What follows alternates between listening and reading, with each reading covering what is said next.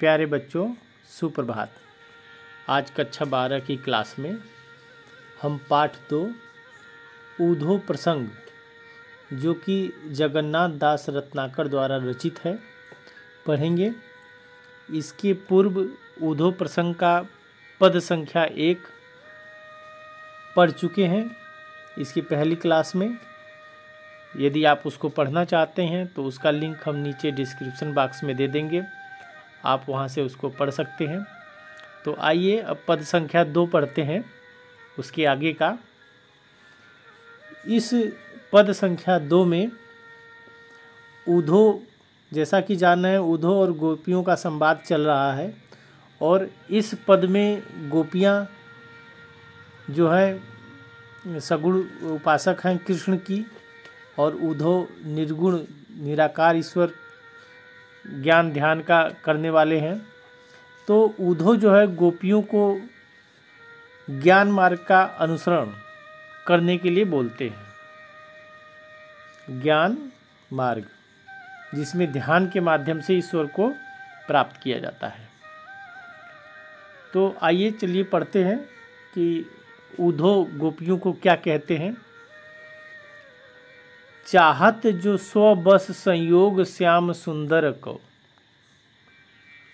ऊधो कहते हैं गोपियों से कि चाहत जो, चाहती हो जो, स्व बस, स्व मने अपने, बस मने बस, बस में करना।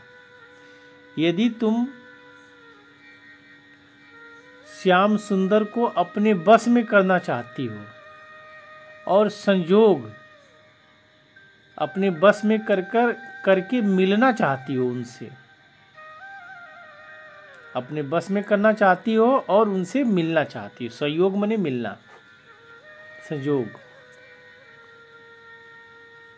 चाहती हो तो जोग के प्रयोग में ही तो विलसायो रहो। योग मतलब योग साधना, योग के प्रयोग में, हिय मने हृदय, और विलस्यो मने विकसित करना, विकसित करते रहो।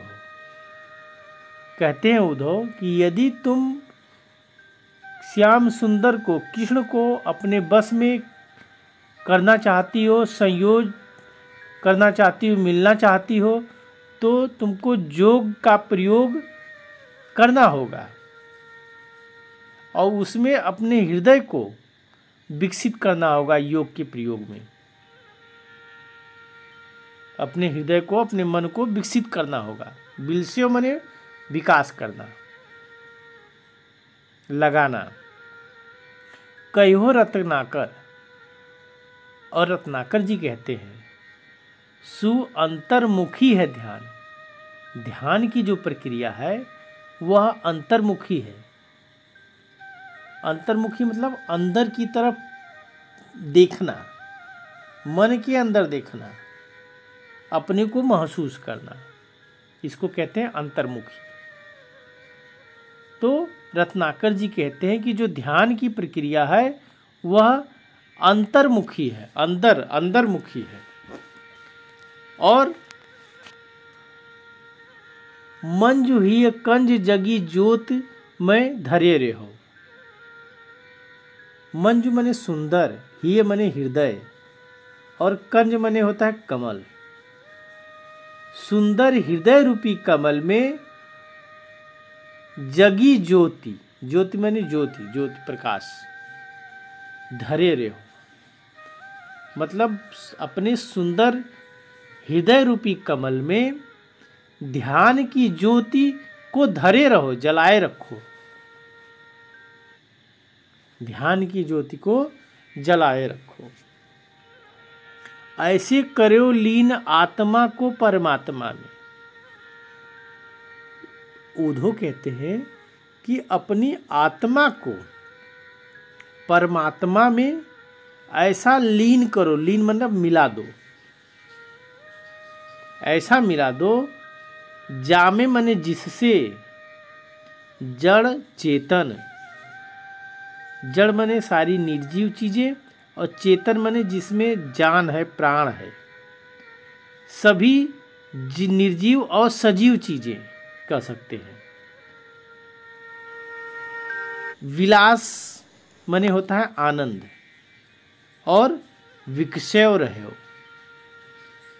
मतलब विकसव माने विकास, जिससे जो है तुमको जड़ और चेतन, निर्जीव और सजीव सभी चीज़ों में आनंद विकसित होता रहे, होने लगे, आनंद विकसित होने लगे। अपनी आत्मा को परमात्मा से इस प्रकार मिला दो जिससे जड़ और चेतन का आनंद विकसित होने लगे। इसका अर्थ यह हुआ, जड़ और चेतन का मतलब निर्जीव और सजीव, हर चीज़ों में तुमको आनंद की अनुभूति होने लगे। उद्धव इसी बात को समझाना चाह रहे हैं और कहते हैं कि मोह बस जोहत बिछो, ये जो तुमको मोह हो गया है कृष्ण से, यही वियोग का कारण है। बिछो माने वियोग, और जोहत माने देखता है। ये जो तुमको मोह हो गया है उसी कारण तुम वियोग देख रही हो। बिछो माने वियोग, जो माने देखना, जो होती हो, वियोग जो होती हो, इसी कारण तुमको वियोग हो जाता है। जिए जाको छोय, छोय माने दुख, जिससे तुमको दुख उत्पन्न हो जाता है, जिससे तुमको दुख होता है। मोह के कारण वियोग होता है और वियोग के कारण तुमको दुख होता है। सो तो सब अंतर है, सो तो सब अंतर। सो माने इसी, तो माने लिए, इसीलिए सब अंतर है। सब अंतर का मतलब अपने में और कृष्ण में तुम अंतर समझती हो, अपने को कृष्ण से अलग समझती हो, इसी कारण, इसी मोह के कारण तुम जो है कृष्ण को अपने से अलग समझती हो। निरंतर, निरंतर बसे रहो। निरंतर बसे रहो का मतलब तुम अपने को कृष्ण से अलग समझती हो, जबकि निरंतर माने हमेशा।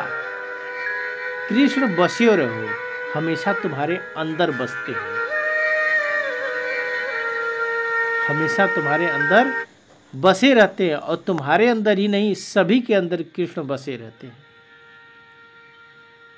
तुम इसी मोह के कारण वियोग का अनुभव करती हो, जिससे तुमको दुख की अनुभूति होती है, और इसी दुख के कारण तुम कृष्ण से अपने को अलग समझती हो। और बल्कि ऐसी बात नहीं है, कृष्ण निरंतर सभी में बसे, माने बसे रहते हैं, तुम्हारे अंदर ही नहीं सबके अंदर कृष्ण निरंतर, हमेशा, निरंतर माने हमेशा, बसे माने बसे रहते हैं, सभी के अंदर कृष्ण विद्यमान है।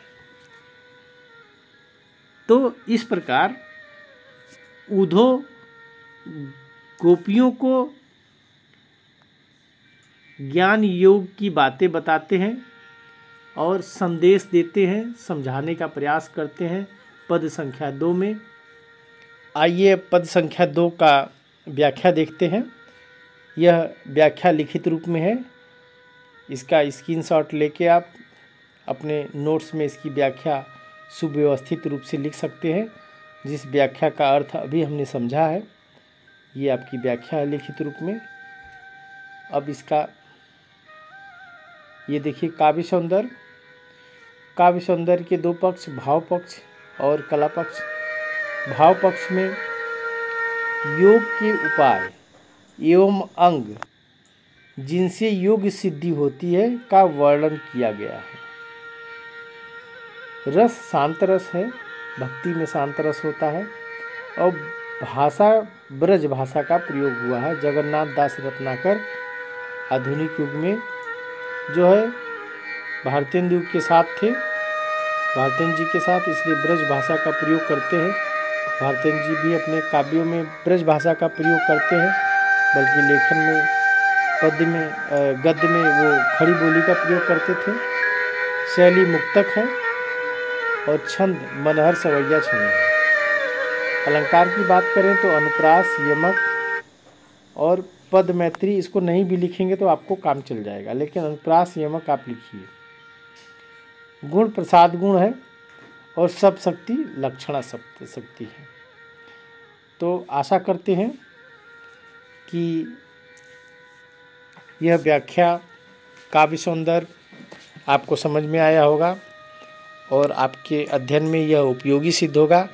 आज के लिए बस इतना ही। धन्यवाद।